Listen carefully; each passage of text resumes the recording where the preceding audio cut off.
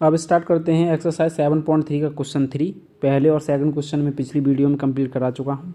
Question 3 है, two sides A B and B C and median A M of one triangle A B C are respectively equal to sides P Q and Q R and median P N of triangle P Q R see figure 7.40 so that A B M, यानी कि हमें जो दे रखा है इसमें क्या दे रखा है, गिवन दैट में बोला है कि ए बी बराबर पी क्यू और ए एम बराबर P N and B M बराबर क्यू एन, और दे रखा है A M and P N are median, माध्यिकाएँ हैं। जब माध्यिकाएँ हैं तो ए एम अगर माध्यिका है तो इसका मतलब क्या है कि बी एम इक्वल टू किसके हो गया, सी एम के, जो कि हाफ ऑफ बी सी के लिख सकते हैं। दूसरा कंडीशन क्या बनेगी कि क्यू एन बराबर एन आर, ये होगा हाफ ऑफ क्यू आर लिख सकते हैं। भाई मिड पॉइंट पे तो डिवाइड करेगा इसको, जब डिवाइड करेगा इसमें फर्स्ट में हमसे पूछा है, ये दे रखा है हमें triangle A B M in triangle A B M and triangle P Q N में। तो इसमें देखो ए बी एम में हमें मिल रहा है A B is equal to P Q. दूसरा क्या मिल रहा है, B M is equal to Q N, ये भी क्या गिवन है, ये भी गिवन है और सेकंड भी गिवन है। और तीसरा दे रखा है कि A M is equal to P N, दोनों मीडियन भी दे रखे हैं इक्वल, ये भी गिवन है। तो इसका मतलब क्या होगा कि triangle A B M congruent हो गया ट्राइंगल पी क्यू एन के, किससे, ट्रिपल एस रूल से। अब दूसरा देखो triangle A B C congruent to P Q R पूछा है। ए बी सी में अगर देखा जाए half of B C half of Q R बोला है, जो इस ऊपर देखो इन ट्राइंगल, पहले चलो शुरू करते हैं यहाँ से फिर बताता हूँ साथ साथ में। In triangle A B C and triangle P Q R, इसमें देखो पहले हमें जो मिल रहा है, हमें ए बी बराबर, ए बी सी में देखो ए बी है और पी क्यू आर में पी क्यू है जो बराबर है, ये क्या है दे रखा है, हमें गिवन दे रखा है। अब देखो दूसरा कुछ चीज़ मिल रहा है हमें, दूसरा कुछ नहीं मिल रहा, हमें केवल दे रखा है कि B M is equal to C M is equal to half of B C, half of B C, यानी कि बी एम बराबर क्यू एम तो हमारे पास है, बी एम बराबर क्या दे रखा है, क्यू एन, ठीक है ना।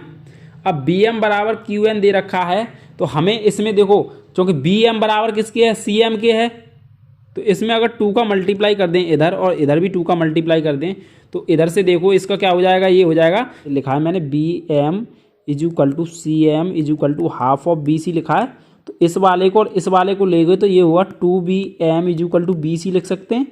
इसी प्रकार क्या दे रखा है, इसी प्रकार दूसरा है, तो 2 BM को हम क्या लिख सकते हैं, बी सी, और 2 QN को क्या ले सकते हैं, क्यू आर, ठीक है ना। ये हो गया वाई कैलकुलेशन दोनों मिल गई। हमें तो रीजन देना है ना किस तरीके से आया। और तीसरा देखो, तीसरी सिचुएशन इधर लिख दे रहा हूं मैं, angle B is equal to angle Q, किस वजह से, सी पी सी टी, क्योंकि हमने ये वाला जो ट्राइंगल था यही तो कॉन्ग्रुएंट प्रूफ किया था ऊपर, जब प्रूफ किया तो ये वाला एंगल किसके बराबर हो जाएगा, सी पी सी टी से। अब देखना दो साइड्स मिल गई, एक एंगल मिल गया, तो इसका मतलब क्या होगा, triangle A B C congruent होगा ट्राइंगल पी क्यू एन के, किससे, एस ए एस रूल से।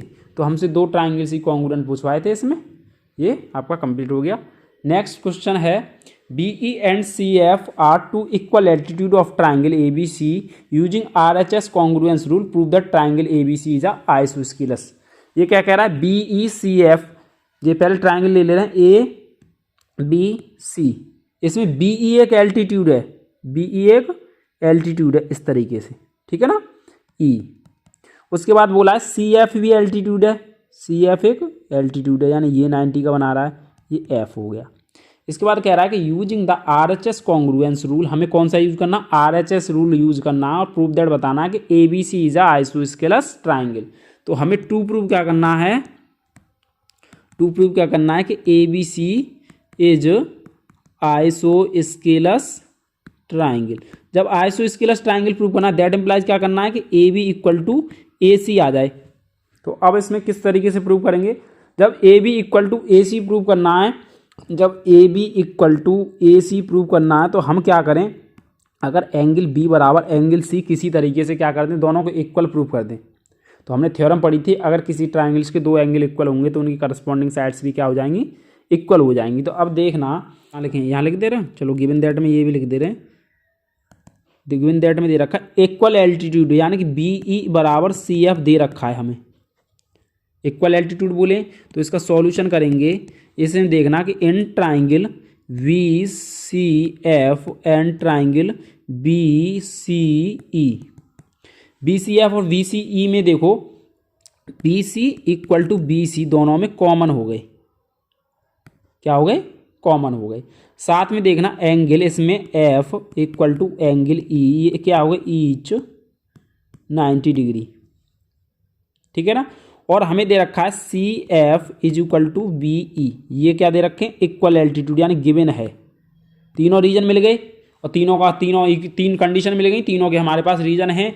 तो ये क्या हो गया कि triangle B C F congruent हो गया ट्राइंगल बी सी ई के, किससे, आर एच एस रूल, क्योंकि हाइपोटेनियस क्या हो गया, ये 90 के सामने है तो यही तो हाइपोटेनियस हो गया, और हाइपोटेनियस हो गया, ये 90 का ले लिया और एक साइड इक्वल हो गई, तो आर एच एस रूल से क्या हो गया, दोनों कॉन्ग्रुएंट। जब कॉन्ग्रुएंट हैं तो एंगल बी इक्वल टू किसके होगा, एंगल सी के, सी पी सी टी से, जो रिमेनिंग पार्ट है कॉन्ग्रुएंट ट्राइंगल इसका वो क्या हो जाता है, इक्वल हो जाता है। जब एंगल बी बराबर सी गया तो बाई थ्योरम हमने पढ़ा था कि अगर किसी ट्राइंगल्स के दो एंगल्स इक्वल हैं तो उनके अपोजिट साइड्स क्या हो जाती हैं, दैट इम्प्लाइज इक्वल हो जाती हैं। तो बी के सामने कौन सी साइड हो गई, बी के सामने हो गई ए सी इक्वल टू किसके हो गया, ए बी। जब A C equal to A B आ गया दैट इम्प्लाइज क्या हो गया, triangle A B C is isosceles triangle, ये हमसे प्रूव करवाया था।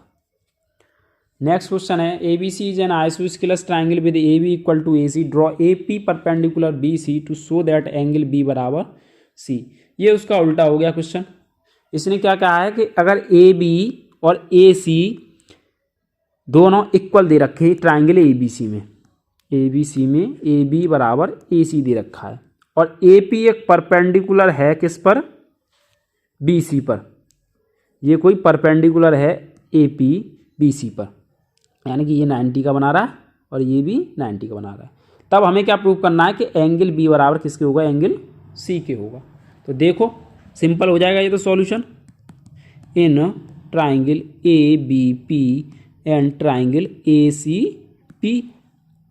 अब ए सी पी में क्या होगा, देखो ए बी बराबर ए सी गिवन है, ये गिवन दे रखा है, और एंगल ए पी बी बराबर एंगल ए पी सी, ये क्या हो गया, ईच 90 डिग्री के परपेंडिकुलर ही तो बोला है। ए पी बी ये हो गया ये वाला, और ए पी सी क्या हो गया, ये वाला 90 हो गया। और तीसरा क्या होगा कि ए पी बराबर ए पी, ये दोनों में कॉमन हो गए। तीन कंडीशन मिल गई, तीनों के हमारे पास रीजन है कि किस वजह से हो गए, दैट इम्प्लाइज क्या बोल देंगे कि triangle A B P is congruent to triangle A C P. ये किससे होगा, ये भी आर एच एस रूल से, क्योंकि हाइपोटेनियस हो गए ए बी बराबर ए सी हाइपोटेनियस 90 के सामने ही तो हाइपोटेनियस होता है, तो ये दोनों कॉन्ग्रुएंट। जब कॉन्ग्रुएंट हो गया तो रिमेनिंग पार्ट्स क्या होगा, इसका इक्वल होगा, दैट इम्प्लाइज क्या, एंगल बी बराबर एंगल सी होगा किससे, सी पी सी टी। ये मैंने बताया था कि अगर दो कॉन्ग्रुएंट ट्राइंगल्स हैं तो उनके रिमेनिंग पार्ट्स होते हैं वो क्या कहते हैं, इक्वल होते हैं, ठीक है ना। नेक्स्ट में क्या है, आगे एक्सरसाइज 7.4 का इंट्रोडक्शन है, ये आपकी एक्सरसाइज 7.3 यहाँ पे कंप्लीट होती है, बाकी का नेक्स्ट वीडियो में कंप्लीट कराएंगे। धन्यवाद।